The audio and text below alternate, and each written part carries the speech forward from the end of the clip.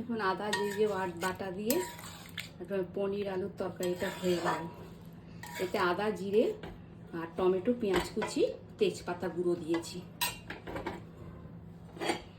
এবার তরকারিটা রাখছি এর মধ্যে।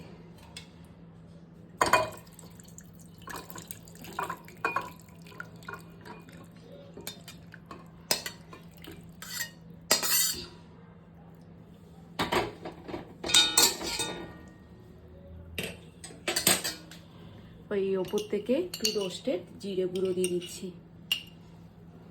গরম মশলা দিইনি, তেজপাতা গুঁড়ো আছে বলে গরম মশলা দিইনি। আর রোস্টেড জিরে গুঁড়ো দিলে খেতে ভালো লাগবে।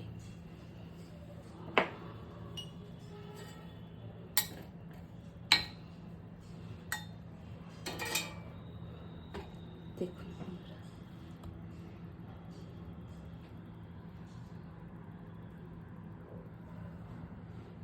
পনিরগুলো খুব সফট হয়েছে, দেখুন দেখাচ্ছি।